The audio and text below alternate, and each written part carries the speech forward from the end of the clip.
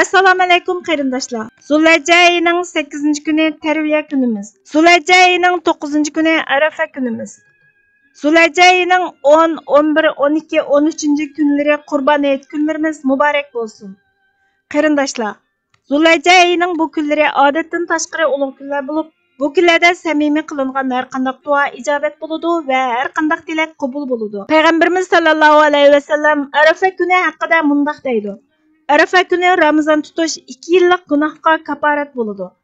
Payg'ambar alayhisalom bu kunlarda bek ko'p va uzun duo qiladi. Payg'ambar alayhisalomning Arafa kuni peshin va asr namozlarini juplab o'qiganligi va qolgan vaqtning hammasida ta sham namozi bo'g'icha duo qilganligi hadislarda sabit. Bizmo Payg'ambarimiz sallallohu alayhi va sallamni rahbarimiz deyotganmiz. Bu kunlarni cho'qim duo qilish va Allohga yolvurish bilan o'tkazishimiz lozim. Chunki biz duo qilishga bekli muhtoj.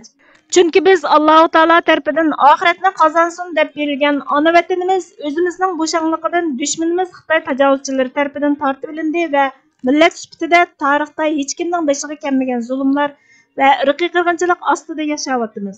Mushundaq bir amaliyot ostida xo'rlanganligimizni his qilib, xatoliklarimizni e'tirof qilib, gunohlarimizga tövbe qilib, butun dunyo tarafidan tashlanib yetim bo'lib qolganligimizga iqror qilib va ojizligimizni tan ilib, mushu ulug' kunlardami bo'lsa duo qilishga va yaratgan egimizga yolvurishga yarmasak, beshimizga kelgan bu ichinishlik va ibratlik oqibatdan qutulib ketish mumkin emas. Janobi Alloh bu haqda Qur'oni Karimda Sura Furqonning eng oxirgi oyatida mundaq deb bizga xitob qiladi. Ularga deganki, agar duoyinglar bo'lmasa, mening Rabbim sizlarga qanday ichinishlik oqibatda qilishinglardan qat'iy nazar pisand qilmaydi. Sizlar zodi inkor qilib bo'ldinglar. U inkorning natijasi albatta sizlarni tutadi. Qarindoshlar, duo qilish ibodatdir. Ibodatning yilikidir, ruhidir va insonligimizning belgisidir. Duo demak Allohga yolvurish demakdir. Allohga duo qilmagan va yolvurmagan inson Allohdan boshqa hamma narsaga yolvuradigan holga tushib qoladi. Halbuki Allohdan boshqa hech narsaga yolvurishga arzimaydi. Qarindoshlar, Sharq Turkistonlik bo'lish sifatimiz bilan Sharq Turkistonning qayta mustaqil bo'lishi uchun duo qilaylik. Sharq Turkiston xalqining ozodligi uchun duo qilaylik. Xitoy tajovuzchilarining halokati uchun beddua qilaylik. Sharq Turkistonning Xitoy tajovuzchilarining qo'lidan qutulib mustaqil bo'lishiga kuch chiqarmagan ajdodlarimizning gunohiga, ota-onalarimizning gunohiga va o'zimizning gunohlarimizga bütün Sharq Turkiston xalqi nomidan istig'for aytaylik. Chunki biz bu ig'ir oqibatga bir yoki bir qancha kishining xoinligidan emas, balki bütün bir millat sifatida bo'shanligimizdan, siyosiy jihatdagi galvonligimizdan va haq oldidagi maydonsizligimizdan, dushmanni tunishimizning bekli tuvanligidan, shundoqla Alloh oldidagi itoatsizligimiz va osiyligimizdan mushu oqibatga qoldik. Shuning uchun biz o'zimizga o'zimiz zulm qildik. Biz garchi Xitoy oldida mazlum bo'lsakmi, ammo o'zimizga bekli zolim. Xitoyga bo'lgan o'chmanligimizga nisbatan o'zimizga bo'lgan dushmanlik va shafqatsizlik bekli ig'ir. Bizda dushmanga ishlash yoki dushmanga itoat qilish ancha numus bilinmaydi. Ammo o'zimizga ishlash va bir-birimizga hurmat qilish yoki bir-birimizga itoat qilish numus bilinadigan, bir-birimizni ko'zga ilmaslikda birinchi o'rinda turamiz. Qarindoshlar, Allohning ism sifatlarini va ne'matlarini sanab tugatgili bo'lmagandek, inson bo'lish sifatimiz bilan bizning gunohlarimizni va xatoliklarimizni sanab tugatish mumkin emas. Shuning uchun mushu ulug' kunlarda o'zimizga, gunohlarimizga va ajdodlarimizning gunohiga butun millat sifatida tövbe qilaylik. Umidki Alloh gunohlarimizni afv qilib qolsa ajab emas va bizni millat sifatida takror uyg'otib qolsa yoki tirildirib qolsa ajab emas. Xususan Sharq Turkistonning mustaqilligini asliga keltirishimizga yordam qilishiga duo qilaylik. Bizning qayta tirilishimizga duo qilaylik. Xitoy tajovuzchilarining halokati uchun beddua qilaylik. Chunki Xitoy tajovuzchilari bizning dushmanimiz bo'lgandek, Allohning dushmanidir va butun insoniyatning dushmanidir. Janobi Alloh hammamizning bu ulug' kunlarda qilgan ibodatlarimizni qabul qilsin. Duolarimizni ijobat qilsin va Xitoy tajovuzchilarining halokatining bizning qo'limiz bilan bo'lishiga nasib qilsin. Amin. Biz uchun Xitoy demak dushman demak. Biz uchun Xitoy demak shayton demak. Chunki Xitoy bizning moddiy va ma'naviy hamma narsamizga tajovuz qildi. Dunyo va oxiratligimizga buzg'unchilik qildi. Qo'limizda bor bo'lgan hamma narsalarimizni bo'ldi.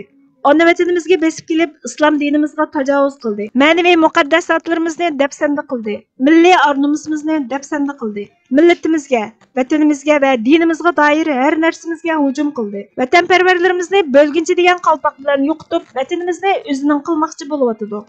Millatimizni diniy oshqun va terrorchi degan qalpoq bilan qarlab o'ltiryotidi. Bundaq bir ahvol ostida dushmanimiz Xitoy bilan kurash qilish, hatto tig'mi-tig' elishish insoniy nuqtadan majburiy bir vazifadir.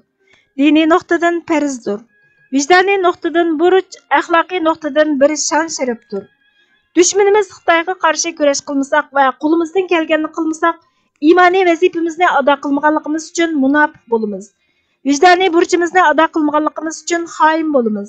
İnsoniy va axloqiy vazifamizni ado qilmaganligimiz uchun sharafsiz bo'lamiz. Halbuki Allah bizni bu dunyoga musulmoncha sharafli yashab, ibodat orqali Allohni rozi qilib, shundaqla bu dunyoni gullantirib, dunyo va oxiratda baxtli bo'lishimiz uchun yaratgan. Bu dunyo imtihon maydoni, shundaqla sinoq maydoni. Janobi Haqni tonish va e'tirof qilish orqali imtihondan o'tamiz va haq maydonda ching turish orqali sinoqlardan o'tamiz. Bizning hozir beshimizga kelayotgani Janobi Haqning sinoqlaridir. Bir tarafda Janobi Haq bizni haq maydoniga chaqirmoqda, yana bir tarafda nejis dushmanimiz Xitoy tajovuzchilari bizni botil maydonga chaqirmoqda. Bir tarafda Janobi Haq bizni badal to'lash orqali sinoqlardan o'tib ketishga chaqirib, jannatni va'da qilmoqda. Yana bir tarafda Xitoy tajovuzchilari kommunizmni ilohlashtirib, oilamizni va urug' tuqqanlarimizni go'ro'ga elib olish orqali Xitoyga bo'ysunib, jahannam ahlidan bo'lishga chaqirmoqda va tahdid qilmoqda. Biz Sharq Turkiston xalqi musulmon bir millat. Qo'limizda Allohning kalomi va rahbarimiz Muhammad sallallohu alayhi va sallamning sunnati bor. Biz Allohni va Rasulullohni taniydigan, shundaqla Qur'onga va sunnatga iymon keltiradigan bir millat turib, bu dunyoning imtihonlaridan va sinoqlaridan o'tolmasak, dunyo va oxiratda xor bo'lamiz. Alloh hammamizni dunyo va oxiratda xorlikdan qutqizsin. Sharq Turkistondagi xalqimizning boshqa chorasi yo'q. Xitoyga bo'ysunug'dek yashamasa, hayot xatarga uchraydigan bo'lg'achqa, ular jinini qutuldirish uchun jim turishga majbur yoki sirtdagi xalqimizga qaraganda o'zirsi bor.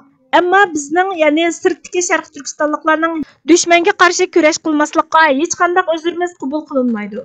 İnson zolimdan o'zining jinini saqlab qolish uchun majbur bo'lgan chog'da Allohni og'zaki inkor qilsa, o'zirsi qabul bo'ladi. Bu hukm vatandagilar uchun to'g'ri keladi. Chunki ular dushmanning qo'lida asir bo'lg'achqa, rost so'zlash orqali dardini hech kimga anglatolmaydi. Anglatgan taqdirda yanala dushmanlarga anglatadi va natijada hayoti xavfga duchor bo'ladi. Ammo biz uchun hargiz to'g'ri kelmaydi.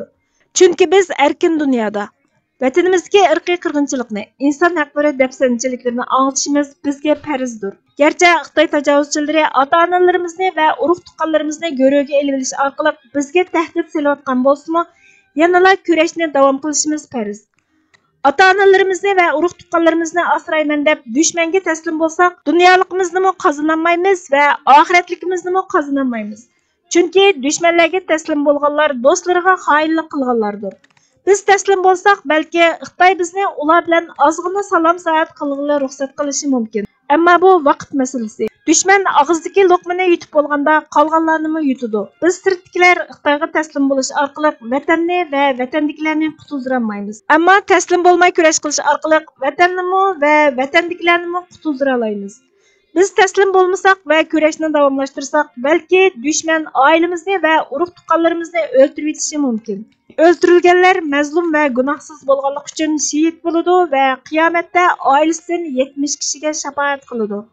Bu dushmanlarga bo'yagmaslikning natijasi. Oilamizni go'ro'ga elish orqali bizni tahdid qilishi dushmanning bizni kurashdan to'xtatish taktikasi. Biz bo'yin egmasak, dushman to'xtashga majbur bo'ladi. Agar biz dushman tahdididan qo'rqib kurashni to'xtatsak, oxiratda sharmandalarcha va rasvolarcha Janobi Haqning dargohiga boramiz. Oxirini deyishga jur'at qilolmadim. O'zimizni va oilamizni qutuldirishning birdan-bir yo'li haq yo'lida mardlarcha kurash qilib, yo shahid bo'lish yoki g'ozi bo'lish. Sharq Turkiston Jumhuriyati surgunda hukumati Jumhur Rais ishxonasi.